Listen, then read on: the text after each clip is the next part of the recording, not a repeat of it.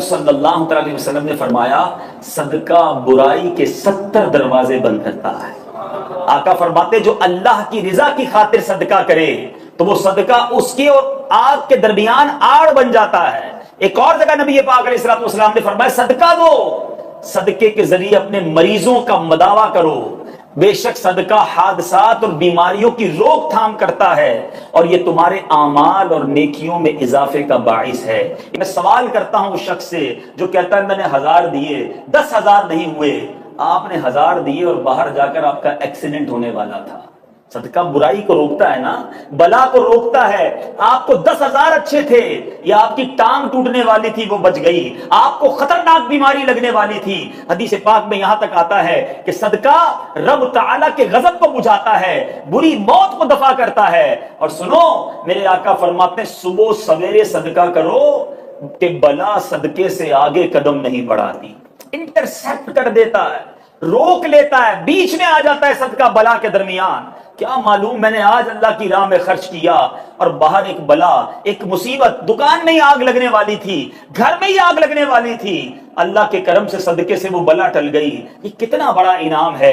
تو اے میرے میٹھے اسلامی بھائیوں، مدنی چینل کے ناظرین ہمیشہ یاد رکھیں، بلاؤں سے بچنا چاہتے ہیں، مصیبتوں سے بچنا چاہتے ہیں، اپنے مال میں برکت چاہتے ہیں، بری موت سے بچنا چاہتے ہیں، عمر میں اضافہ چاہتے ہیں، آپ صدقہ دینے کے عادی بن جائیے، اللہ کی راہ میں خرچ کرنے کے عادی بنیے۔ سیدنا اکرمہ رضی اللہ تعالیٰ عنہ فرماتے ہیں کہ ایک ملک کا بادشاہ بہت ظالم اور کنجوس تھا، بڑا ظالم بادشاہ، اور ایسا عجیب و غریب کنجوس کہ اس نے اعلان کر دیا کہ میرے ملک میں اگر کسی نے مسکین یا فقیر کو صدقہ کیا تو اس کے کوئی غریب کی مدد نہ کرے، اگر ایسا کوئی کرے گا تو میں اس کے ہاتھ کاٹ دوں گا۔ یعنی خود غریب کی مدد بھی نہیں کرنی اور پورے ملک میں بھی کوئی غریب کی مدد نہ کرے۔ بڑا عجیب و غریب اعلان تھا۔ اچھا جناب، اب ایک خاتون تھی، لوگ تو خوف سے ڈر گئے تھے، کوئی صدقہ نہیں دے رہا تھا، کوئی خیرات نہیں دے رہا تھا۔ ایک دن فقیر مجبور ہو کر ایک عورت کے پاس آیا اور کہا مجھے اللہ کے راہ میں کچھ دو، میں بہت بھوکا ہوں، کھانے کے لیے کچھ نہیں۔ وہ عورت نے بھی بادشاہ کا اعلان سنا ہوا تھا، وہ بھی ڈری ہوئی تھی، اس نے بھی صدقہ دینے سے اس نے سوچا کہ صدقہ دوں گی تو میرے بھی ہاتھ کٹ جائیں گے، لیکن فقیر نے کہا مجھے اللہ عز و جل کی رضا کی خاطر کچھ تو کھانے کو دے دو۔ وہ التجا کرتا رہا، آخر اس عورت کے دل میں رحم آ گیا، اس عورت نے اس فقیر کو صدقہ دے دیا، کھانے کو دے دیا۔ اب 2 روٹیاں دی اسے کھانے کو، فقیر روٹیاں لے کر دعائیں دیتا ہوا چلا گیا۔ بادشاہ کو پتا چل گیا کہ ملک میں ایک ایسی عورت ہے جس نے کسی فقیر کو صدقہ دیا۔ اس نے اپنے بندے بھیجے اور اس خدا ترس رحم دل عورت کے دونوں ہاتھ کاٹ دیے گئے، اس کے دونوں ہاتھ کٹ گئے۔ اب میٹھے اسلامی بھائیوں، کچھ عرصے کے بعد بادشاہ نے اپنی والدہ سے کہا کہ مجھے اپنی مملکت کی سب سے حسین لڑکی سے شادی کرنی ہے۔ اس کی ماں نے جب معلومات کروائی تو پتا چلا پورے ملک میں ایک لڑکی سب سے زیادہ حسین ہے، مگر اس میں ایک خامی یہ ہے کہ اس کے دونوں ہاتھ نہیں ہیں۔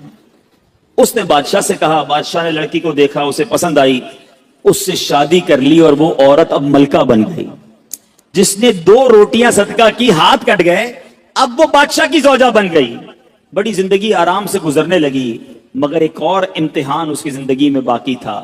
پھر کیا ہوا کہ کیونکہ اور بھی اس کی بیویاں تھیں بادشاہ کی، نئی نویلی دلہن کے ساتھ بادشاہ بہت وقت گزارتا، بڑی نوازشات کرتا، دوسری جو بیویاں تھیں وہ حسد کرتی تھی۔ ایک مرتبہ بادشاہ طویل عرصے کے لیے ملک سے باہر گیا تو بادشاہ کی بیویوں کو اچھا موقع ملا، انہوں نے بادشاہ کو خط میں لکھا کہ تمہارے پیچھے تمہاری جو بیوی ہے، نئی دلہن جو ہے، وہ برے کام کرتی ہے، اس کا کردار اچھا نہیں۔ بادشاہ نے بغیر کسی تحقیق کے حکم دے دیا کہ میری بیوی کو اٹھایا جائے اور جنگل میں پھینک دیا جائے، محل سے نکال کر جنگل میں پھینک دو۔ اب وہ عورت جنگل میں پہنچ گئی، بیابان جنگل تھا، اس کا ایک بیٹا بھی ہو گیا تھا بادشاہ سے۔ اب اتنی دیر میں میرے میٹھے اسلامی بھائیوں، وہ عورت اس جنگل میں نہر میں پانی پینے کے لیے جھکی تو اس کے ہاتھ سے وہ بچہ بھی پانی میں گر گیا، زور زور سے رونے لگی، بچہ بھی پانی میں ہے، دونوں ہاتھ بھی نہیں ہیں، پکارے تو کسے پکارے؟ اچانک 2 خوبصورت نوجوان آئے، انہوں نے کہا آپ کیوں رو رہی ہیں؟ کہا میرا بچہ پانی میں چلا گیا ہے۔ اس نے فوراً اس نوجوان نے آگے جا کر اس بچے کو پانی سے نکالا، کہا اور آپ کو کچھ چاہیے تو بتائیے، کوئی اور آپ کی خواہش ہو تو بتائیے، کچھ اور آپ دعا کرنا چاہیں۔ تو اس عورت نے کہا کہ میرے ہاتھ مجھے واپس مل جائیں۔ ان نوجوانوں نے دعا کی، اللہ تعالیٰ نے دونوں ہاتھ بھی اسے واپس کر دیے۔ اب وہ نوجوانوں نے اس عورت کو کہا کہ آپ جانتی ہیں ہم کون ہیں، ہم دونوں کون ہیں؟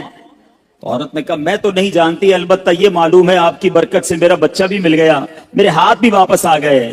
وہ دو نوجوان کہتے ہیں ہم تیری وہی 2 روٹیاں ہیں جو تو نے غریب سائل کو دی تھی۔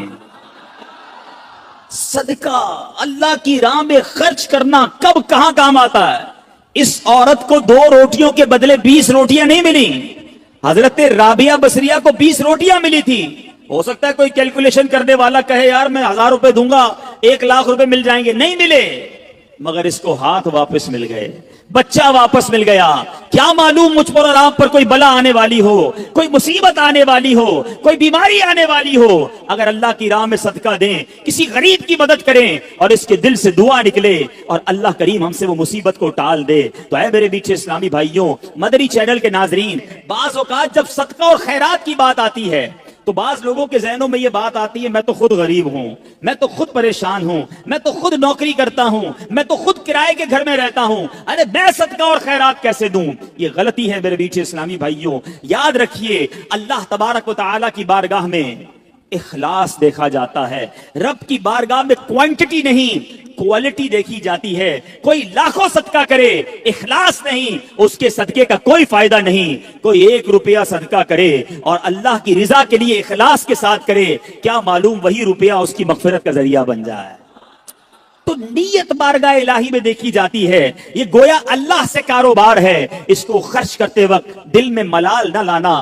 حضرت داؤد علیہ نبینا علیہ السلام آپ کا ایک بڑا قریبی ساتھی تھا، دوست تھا۔ ایک بار ملک الموت آئے اور کہا کہ حضور آپ کے اس جو ساتھی ہے نا اس کی عمر اب 1 ہی دن رہ گئی ہے، 1-2 دن بعد ہی چلا جائے گا۔ آپ بڑے افسردہ بھی ہوئے لیکن موت کا وقت مقرر ہے۔ 2 دن گزر گئے، 3 دن گزر گئے، مہینہ گزر گیا، بندہ صحیح سالم آپ کے سامنے، آپ حیران، اللہ کے نبی ہے۔ ملک الموت پھر آئے، کہا کہ حضرت داؤد نے کہا آپ نے تو کہا تھا 2-3 دن میں چلا جائے گا یہ۔ کہا حضور میں مقررہ وقت پر پرٹیکولر ٹائم پر اس کی روح قبض کرنے پہنچا، مگر ماجرا یہ ہوا کہ جب مجھے اس کی روح قبض کرنی تھی نا، اس سے تھوڑی دیر پہلے یہ بندہ گھر سے باہر نکلا اور اللہ کی راہ میں اس نے 20 درہم خرچ کی۔ جس فقیر کو پیسے دیے اس نے اس کو دعا دی اللہ تیری عمر میں برکت عطا فرمائے۔ اللہ کو وہ صدقہ اتنا پسند آیا کہ ہر درہم کے بدلے 1 سال عمر میں اضافہ فرما دیا۔ اے داؤد، اللہ نے 20 درہم کے بدلے اس کے 20 سال کی عمر بڑھا دی۔ تو یہ ہے صدقہ، انہونی ہو جانی ہے، ان ایکسپیکٹڈ۔ ہمارے بہت اچھے دوست ہیں، ان کی ڈاٹر ان لا، جو بہو جس کو ہم کہتے ہیں، اتنی بیمار ہو گئی بیچاری اور بالکل ڈاکٹروں نے منع کر دیا۔ میں ملا ان سے تو میں نے کہا کیسی طبیعت ہے اب ان کی؟ کہتے سارے ڈاکٹروں نے منع کر دیا تھا اور ہم بھی مایوس ہو گئے تھے، لیکن امیر اہل سنت سے بھی انہوں نے دعا کروائی اور بہت جگہ پر انہوں نے ماشاءاللہ دعائیں کی اور مجھے ان سے اس نے زن انہوں نے صدقہ خیرات بھی بہت کیا ہوگا۔ کہتے امیزنگلی طبیعت بہتر ہونا شروع ہوگا، حالانکہ کینسر کا لاسٹ سٹیج ہے۔ تو اللہ بڑا کارساز ہے، ہماری ایک لمٹ ہے سوچ کی۔ ہم سمجھتے میرا بیٹا ٹھیک نہیں ہو سکتا، ہم سمجھتے میرا پرابلم سالو نہیں ہو سکتا، ہم سمجھتے ہماری سوچ کی لمیٹیشنز ہیں، ڈاکٹرز کی لمیٹیشنز ہیں۔ وہ خالق کائنات ہے، وہ مالک ہے، اس نے ہمیں بنایا ہے، وہ جب چاہے ہماری مصیبتیں دور فرما سکتا ہے، وہ جیسے چاہے وہ نواز سکتا ہے۔ ہماری اوقات نہیں ہے، ہم اس کریم سے مانگ رہے ہیں جس کے خزانے کا کوئی کنارہ نہیں ہے، اس کی عطاؤں کی کوئی حد نہیں ہے۔ وہ عطا فرمائے تو کریم ہی جو ٹھہرا، تو کرم کے کیا ٹھکانے، تو نوازنے پہ آئے تو نواز دے زمانے۔ اپنے رب سے محبت کیجئے، اپنے مالک سے محبت کیجئے، اپنی ہوپ ختم نہ کیجئے، اللہ سے نا امید نہ ہو جائیے۔ لا تقنطوا من رحمت اللہ۔